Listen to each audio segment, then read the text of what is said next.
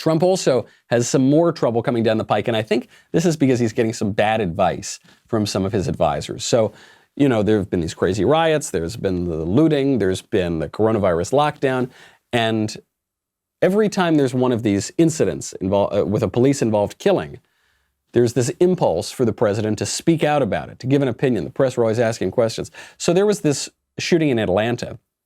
We went through it yesterday of a drunk driver who was being arrested for being a drunk driver. He then attacked the police, stole their taser, ran away, pointed the taser, fired the taser, and then the police discharged their weapons and killed him.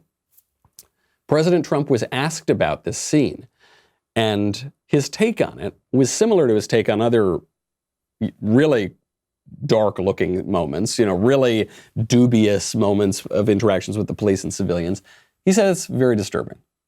I thought it was I'm not going to compare things, but I thought it was a terrible situation. I studied it closely. I'm going to get some reports done today, very strong reports, and we'll have a little more to say about it tomorrow. But certainly to me, it was very disturbing. Very disturbing. It's very disturbing because shootings are very disturbing. I agree. Of course it's very disturbing. You could see the video of this guy getting shot. Even if he's a no good, terrible guy, even if he's a criminal, even if the killing was justified, it's disturbing to watch a guy get shot. But does anybody think it wasn't justified?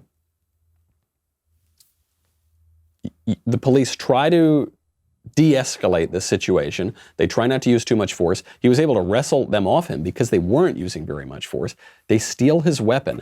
They run away. He runs away. They still don't discharge their weapons. The guy then turns, aims at them, and fires the taser gun. Then they have to discharge their weapons. Very sad. But it's not justified?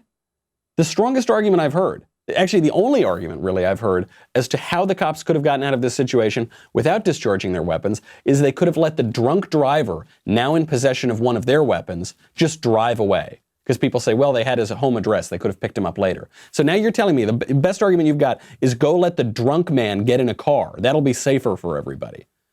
With one of the cops' weapons. I don't think so. And go home. By the way, most people keep their weapons at home. Everyone I know who has weapons keeps most of them at home. You're seriously saying that? No, nobody's seriously saying that. Very sad situation, but clearly justified. And Trump, I just don't think he should be stoking this fire. I think he's getting some bad advice from people, okay? And going into this election, you got to be strong, especially when you've got former allies stabbing you in the back like Neil Gorsuch.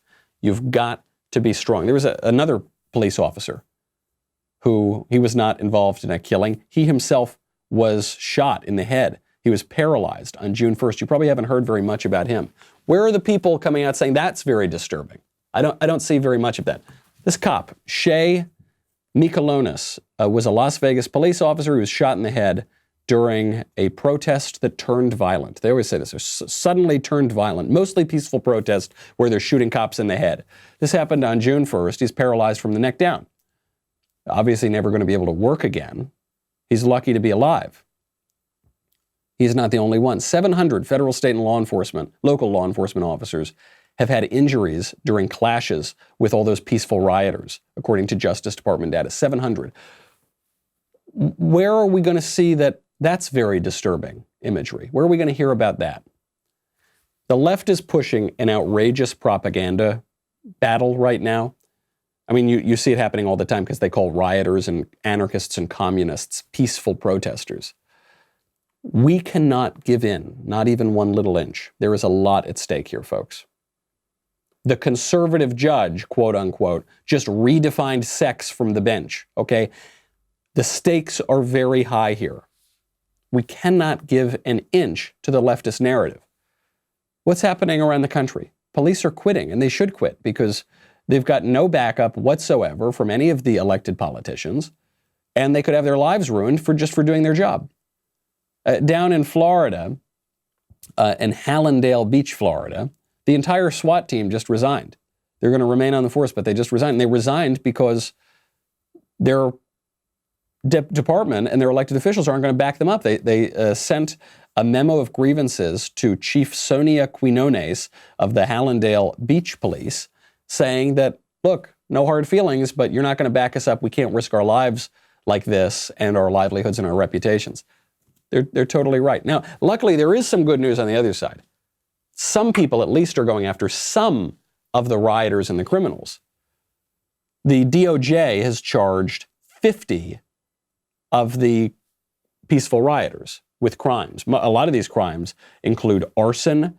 It includes aiming a laser at a police aircraft. It includes tossing Molotov cocktails into law enforcement vehicles and the windows of stores. It includes toppling historically significant statues on federal land, right? So they've now charged 50 people.